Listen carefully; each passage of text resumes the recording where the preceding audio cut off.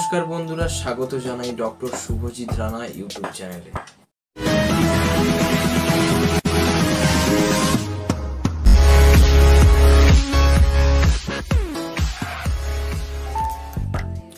তো আজকে আমি এক বিশেষ গুরুত্বপূর্ণ বিষয় নিয়ে আলোচনা করব। এটি এক ধরনের সমস্যা, যে সমস্যাটি ছেলে এবং মেয়েদের শরীরে প্রচুর পরিমাণে দেখা দেয়।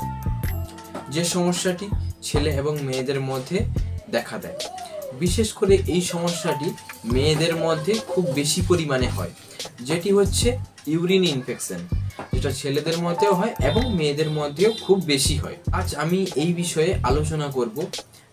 এই ইউরিন ইনফেকশন থেকে আপনারা কিভাবে রেহাই পাবেন, কি করলে আপনারা ইউরিন ইনফেকশন থেকে রেহাই পাবেন এবং কি কি মেডিসিন খেতে হবে, তো সেই সম্বন্ধে আমি আজকে বিস্তারিতভাবে আলোচনা করব। তো চলুন শুরু করছি। ফার্স্ট অফ অল যে কথাটি হচ্ছে, আপনাদের ইউরিন ইনফেকশন থেকে বাঁচার জন্য প্রথমত আপনাদের সারাদিনে 3 থেকে 3.5 লিটার জল পান করতে হবে। তো প্রথমত আপনাদের প্রস্রাব করার পরে প্রস্রাবের জায়গাটা ভালো করে ধুয়ে নিতে হবে। এটা ছেলে হোক কিংবা মেয়েদের। এটা করার পরে আপনাদের প্রস্রাবে ইনফেকশন হওয়ার সম্ভাবনা অনেকটাই কম হয়। এবং প্রথমত যেটা বলেছিলাম, সারাদিনে 3 থেকে 3.5 লিটার আপনাদের জল পান করতে হবে। এছাড়া পাবলিক টয়লেটে আপনাদের টয়লেট করা চলবে না, যেখানে বহু মানুষ ওইখানে টয়লেট করছেন এবং সেখানে বিভিন্ন রকমের জীবাণু সৃষ্টি হচ্ছে। সেই জীবাণু আপনারা যখন প্রস্রাব করছেন, আপনাদের প্রস্রাবের মাধ্যম দিয়ে আপনাদের শরীরে ওই জীবাণু প্রবেশ করছে, যে কারণে প্রস্রাবে ইনফেকশন হওয়ার সম্ভাবনা অনেকটাই বেড়ে যায়। তো এরপরে যে বিষয়টি বলবো সেটি হচ্ছে, স্বামী স্ত্রী মেলামেশা করার পরে আপনাদের গোপন অঙ্গটি ভালো করে পরিষ্কার করে নিতে হবে। তার কারণ হচ্ছে ওইখান থেকে প্রস্রাবে ইনফেকশন হবে।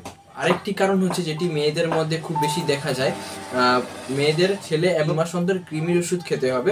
মেয়েদের কথাটা বললাম কেন, তার কারণ হচ্ছে মেয়েদের পায়খানা রাস্তা থেকে প্রস্রাবের রাস্তা খুবই কাছাকাছি, যে কারণে পায়খানা রাস্তা থেকে কৃমি বের হয়ে প্রস্রাবের রাস্তায় প্রবেশ করে, যে কারণে ওইখান থেকে প্রস্রাবেও ইনফেকশন হতে পারে। তো এই কটি কারণ এবং আরও অনেক কারণও রয়েছে, যা বিস্তারিত আলোচনা করলে ভিডিওটি বড় হয়ে যাবে, তাই আমি এই কটা কারণ বললাম প্রস্রাবে ইনফেকশন হওয়ার কারণ। ছাড়া যদি এই সব করার পরেও যদি আপনাদের প্রস্রাবে ইনফেকশন ভালো না হয়, তাহলে আপনাদের আমি কিছু মেডিসিন সাজেস্ট করব। সেই সব মেডিসিন আপনাদের খেতে হবে। প্রথমত আমি বলবো, লিভোফ্লক্সাসিন 500 হয়, লিভোফ্লক্সাসিন 750 mg হয়।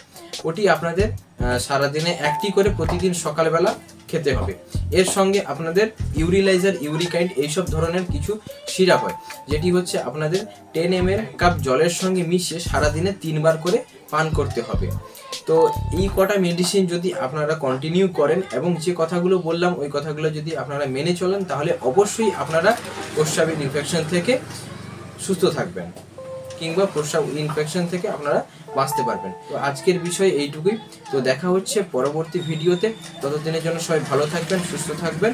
এছাড়া যারা ফেসবুক থেকে দেখছেন তারা চ্যানেলটি ফলো করবেন। এছাড়া যারা ইউটিউব থেকে দেখছেন তারা চ্যানেলটি সাবস্ক্রাইব করবেন। এছাড়া ভিডিওটি শেয়ার করবেন। ধন্যবাদ।